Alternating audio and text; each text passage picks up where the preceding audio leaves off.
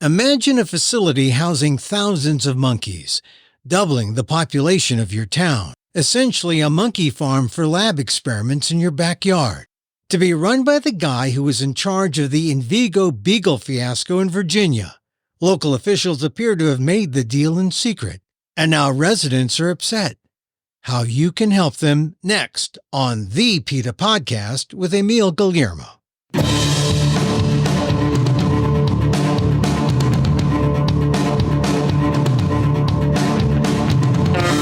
Welcome to the PETA Podcast. I'm Emil Guillermo, your host for this inside look at animal rights. Brought to you by PETA, the largest animal rights organization in the world. On today's episode, officials in Bainbridge, Georgia, in the southwest part of the state, Decatur County, cut a deal with a group made up of employees of Charles River Labs and Envigo, two notorious companies known for supplying vivisectors with beagles and monkeys. The new group wants to beat any bans of importation of monkeys by breeding them in the U.S. The officials lured them with tax incentives and a multi-million-dollar bond deal to build a monkey farm to house and breed 30,000 monkeys. That's more than twice the population of Bainbridge, Georgia. But no one told the residents.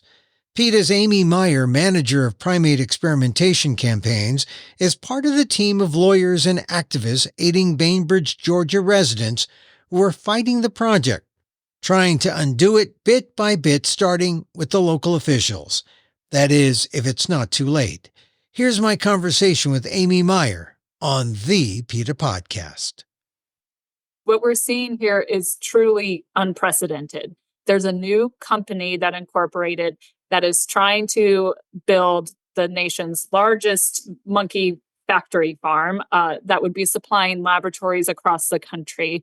And their plan, when it's in full gear, when they've built up enough over the years, is that this facility would be so large that it would be confining 30,000 monkeys on any given day. And it would be generating more than 440,000 gallons of wastewater each day. The scale of this is it's truly unprecedented. And that's why we're seeing it make such huge headlines, because this is a first of its kind in the United States at this scale. 30,000 monkeys is an enormous amount of monkeys. And the thing about it, when I say monkey farm, it's like two words that really shouldn't go together. But who wants monkeys that bad that they want to create a facility that is like a farm that grows monkeys? Who would be behind such a thing? Well, for this particular case, this is a newly incorporated company called Safer Human Medicine, which of course is a euphemism, as is typical with this industry. But Safer Human Medicine is made up of individuals who had recently left other jobs in companies like Charles River Laboratories and Envigo, names that might be familiar to the listeners who have been notorious for beagle breeding operations that PETA investigated and later were shut down. They've been involved in allegations related to their importation of monkeys. So that's kind of who Safer Human Medicine is. And of course, these monkeys would be for them to sell to laboratories across the country. They're trying to get in on this money-making scheme of selling monkeys to laboratories. Now, what's weird is that where would they get them otherwise? And, just from a purely business standpoint, if you're like a non-animal rights person looking at this, you say, well, of course, we need monkeys. You got to grow them. And here's we're going to have this monkey ranch or monkey farm. But where would they get them ordinarily? And why would this be considered more attractive for people like the Safer Human Medicine folks? Frankly, the Safer Human Medicine folks just see dollars. They see an opportunity to make money. They see, that there have been headlines in the last couple of years about how, there's supposedly a shortage of monkeys for laboratories. But the only actual shortage, of course, is in the forest for these monkeys. These monkeys are being depleted in their natural environments, which is Southeast Asia. And they're also from Mauritius, an island off of Africa. Historically, and still to this day, the United States imports these monkeys from those countries, up to 32,000 a year. And generally what has happened is that They are imported into the country, quarantined here for a month, maybe held for a bit in facilities, kind of like what they're trying to build here, and then sent to laboratories immediately. But now what Safer Human Medicine is trying to do is to still import those animals. They still have to be imported first because they don't have a bunch of monkeys running around here. So they would be importing them and then holding them there to confine them and breed them so that then they're selling off the babies of these monkeys in a way for them to just make more money. And I think they're also, frankly, afraid that it's getting harder to import these monkeys because PETA supporters are very quick to alert anytime there's an airline shipping monkeys. They're quick to tell those airlines they don't want to fly with them if they're shipping monkeys. And, there's just all kinds of diseases going through the farms in these other countries right now. So they're just trying to control this population and to make money. That is what it all boils down to, is trying to make money selling these animals. And so Safer Human Medicine, they come from, like you said, companies like Charles River, which used to import these monkeys, and Envigo, which imported monkeys also, or actually they dealt with animals for the labs. And I guess this is a way to, instead of importing, they get to domesticate the monkey for the labs. That's the whole goal of these monkey farms? The goal is really just to make more of the monkeys and make them here. I think maybe they're also thinking that with how the IUCN classified these same monkeys, long-tailed macaques, as endangered in July 2022, maybe they're just trying to get ahead of if these countries might not want to be exporting these monkeys anymore since they are on the road to extinction, largely because of this industry. I think it's all a way for them to see that there's money to be made here, and they want to be able to control things more and do it here. But it's not going to work. They would have to import so many of these animals to even start their own kind of colony here. And it's frankly not going to work because this community is fighting up against it. This community is not welcoming them with open arms. All right, you're talking about a community in Bainbridge in Decatur County, and Bainbridge is the city, right, in Georgia?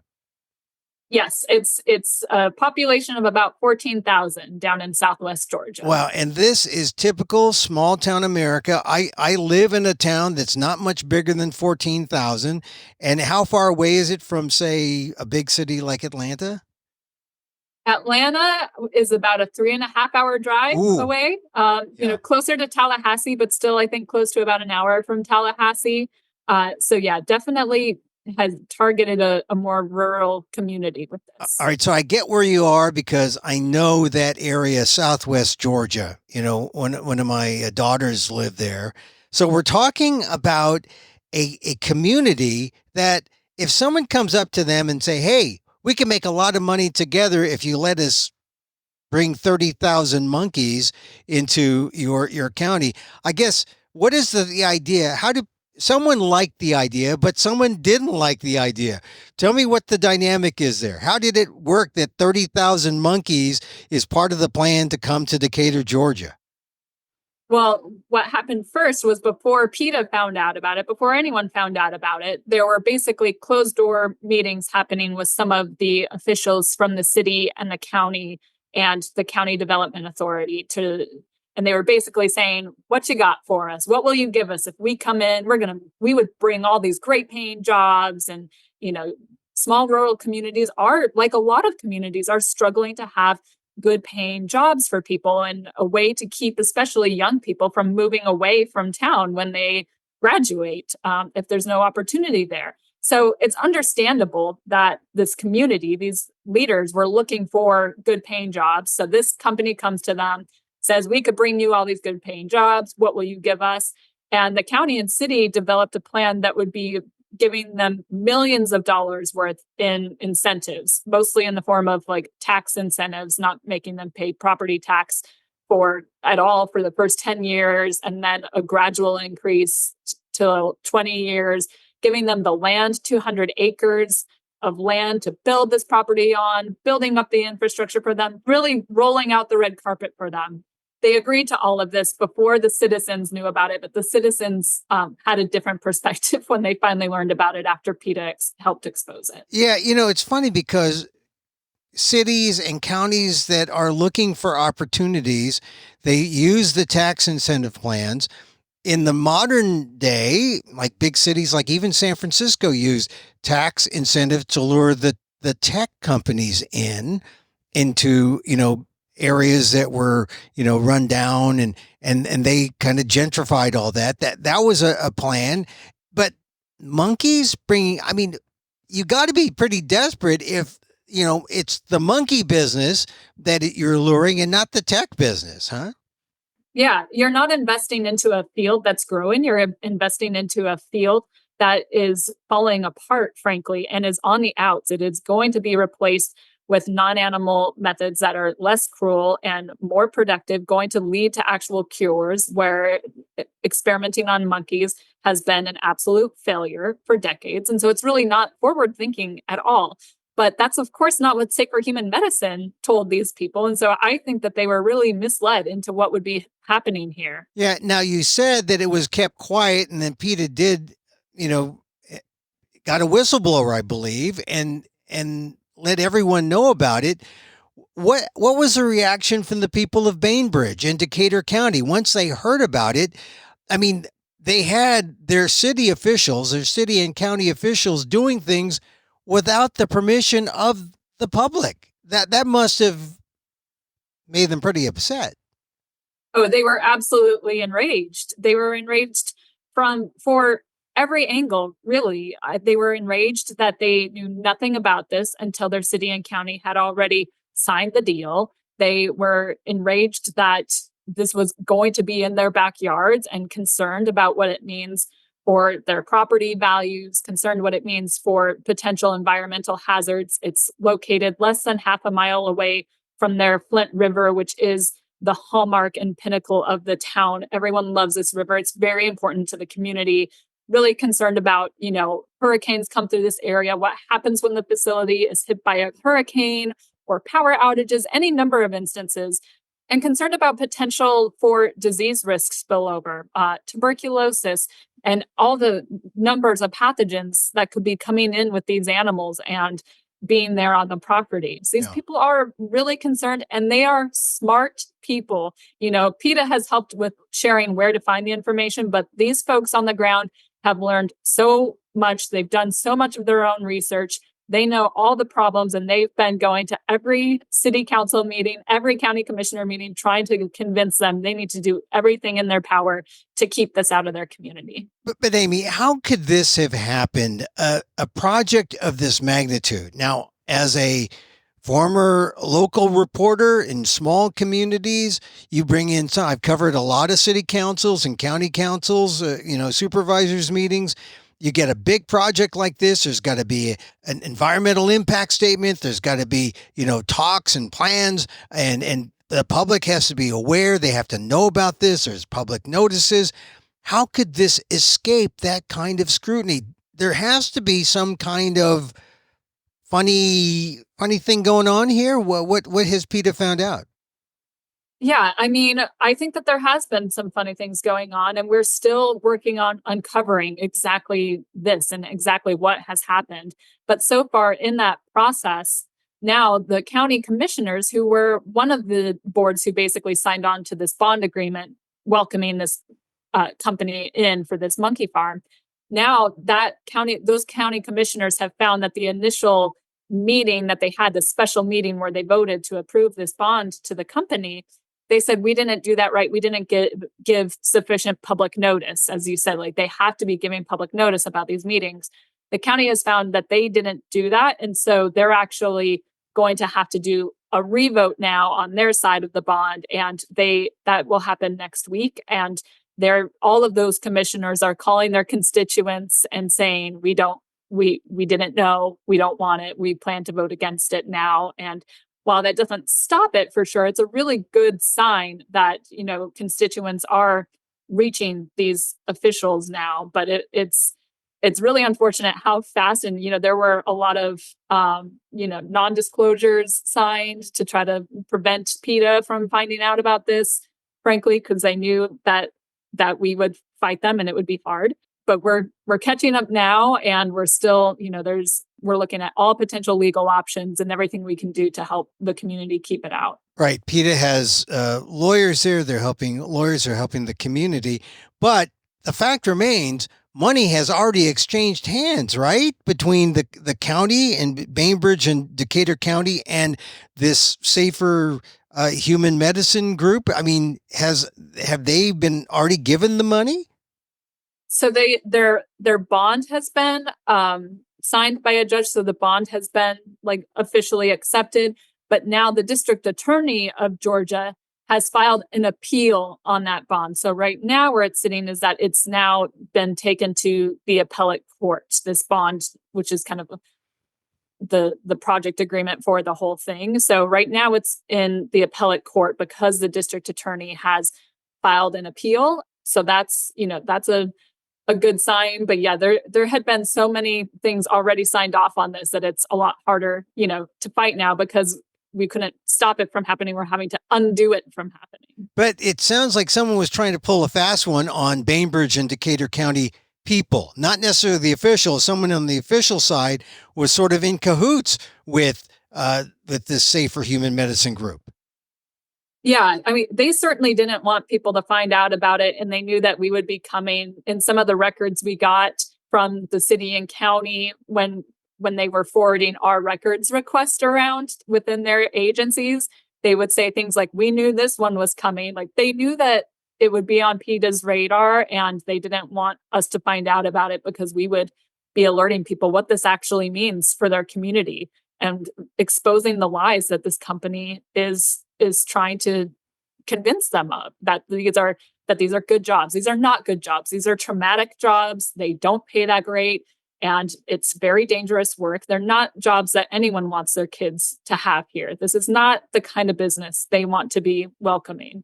And it's a business that won't stick around forever because this industry is going to shut down. There are good alternatives that we could be using that don't involve any of the cruelty or risks that come with experimenting on monkeys. So now that it's all out in the open somewhat, and some folks are pushing to undo it, are people who didn't take a side or, were kind of indifferent and said, yeah, we could use this in Bainbridge and Decatur County. Are there some people who see the light, or are there actually some people who say, yeah, go Safer Human Medicine. We want 30,000 monkeys in Decatur, Georgia? I'm sure that there's some people who might want this for one reason or another, but they're not being vocal. And what we are seeing, I went to the county commissioner meeting, the last one that happened, and I was joined by, the room was beyond capacity, standing room only, probably 150 people in that room. The commissioner, Pete Stevens, said he's never seen that room anywhere near that full. And it was full entirely of people there to speak out against what the monkey farm would do to the community and to express their concerns. And it was person after person giving heartfelt testimonies and public comments saying, telling these commissioners, I've known you for 30 years. I can't believe that you would approve something like this and you would think that you could do it without the people even knowing about it. And it was really powerful to experience that, to be honest, of this just community organizing on a very grassroots level and people just really concerned about their community. And what are the top 3 fears that they have? These people who say, not in my backyard. We don't want 30,000 monkeys in a lab or, in a monkey farm that will be used for this bogus animal research. What are the top 3 fears or concerns that they have? Well, I think one of the overall concerns is the people involved in Safer Human Medicine and kind of their past experience, and where they're coming from. The CEO of this new company, Safer Human Medicine, he was the former chief operating officer at Envigo during the time of the Envigo beagle breeding case, where, there were 70 violations of animal welfare laws. Eventually, Department of Justice stepped in, and that the one where 4,000 beagles were eventually rescued and the place shut down. He was over that. He was one of the people lobbying against the very common sense Virginia bills that did eventually win. That's where he's coming from. And if he couldn't operate a 4,000 beagle operation.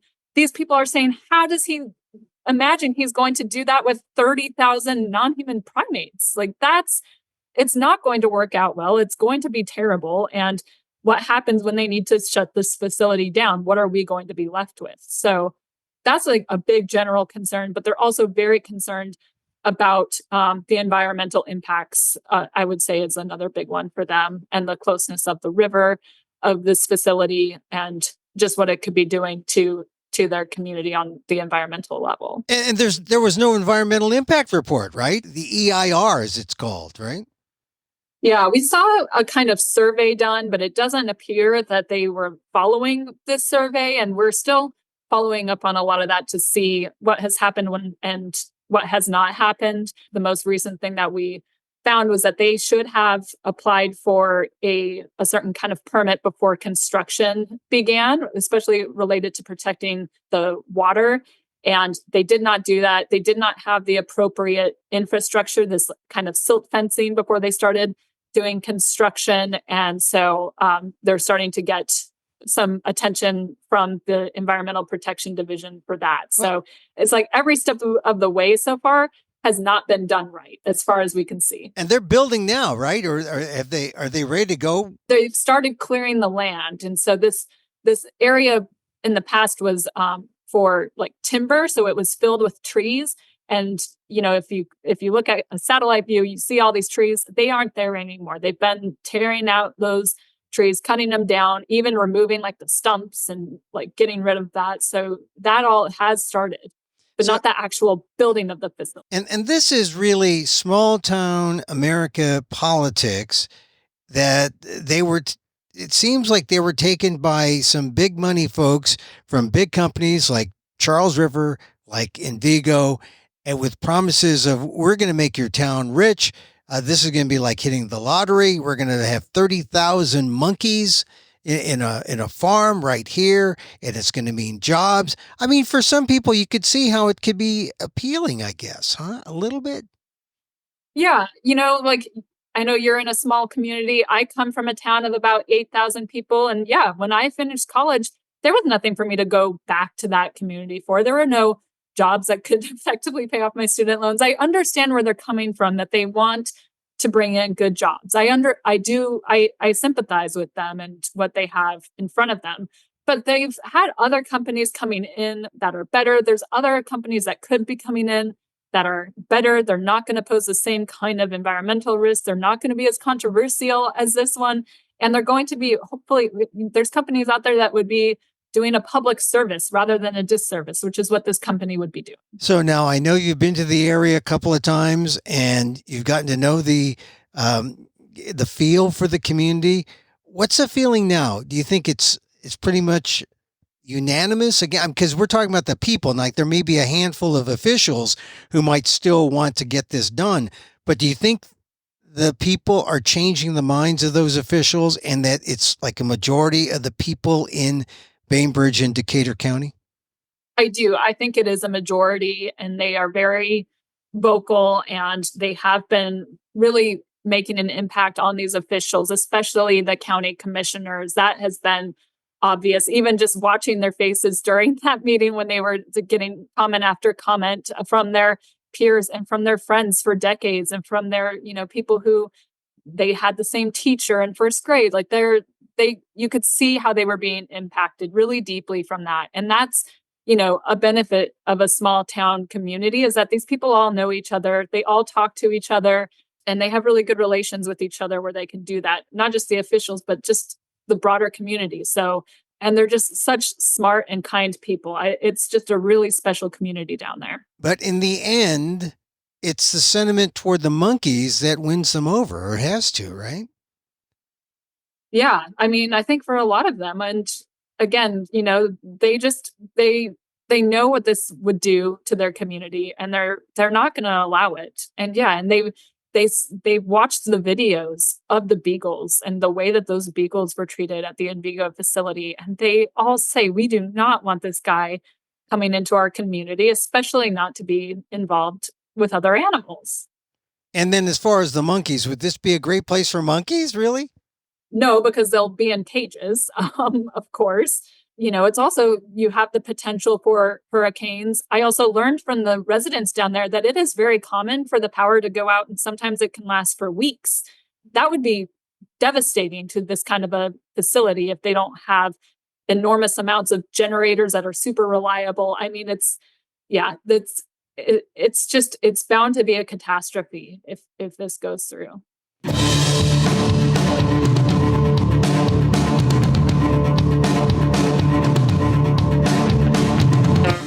PETA's Amy Meyer, manager of primate experimentation campaigns, is part of the team of lawyers and activists aiding Bainbridge, Georgia residents who are fighting that monkey project in southwest Georgia. This week, Decatur County commissioners voted down the project, but that doesn't stop things.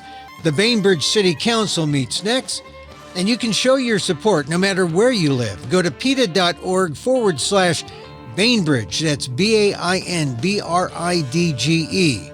to take action to stop the monkey farm project in Georgia.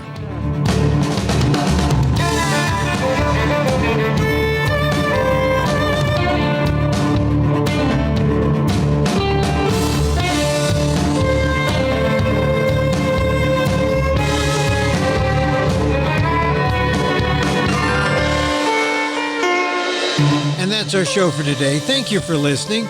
Don't forget to send a link of this show to your friends. Tell them you like the PETA Podcast. Contact us at PETA.org. You can find me on Twitter at Emil Amok. That's EMILAMOK. Oh, Twitter, also known as X, right? At Emil Amok. Or see my vlog at AMOK.com, or see my work at ALDEF, the Asian American Legal Defense and Education Fund. That's ALDEF, AALDEF.org/blog. Or get this podcast on YouTube at Emil Amok 1.